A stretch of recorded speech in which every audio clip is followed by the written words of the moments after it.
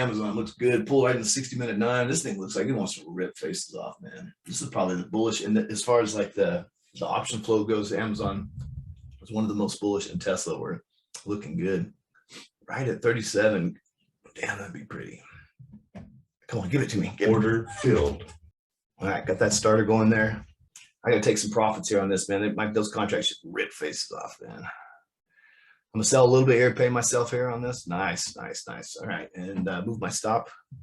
I'm gonna trigger my stop under 340, 3040 on Amazon. 3090 is my target here. If we can break, and in fact, I even want to watch the tape. So I've taken some profits. I still got some decent size here.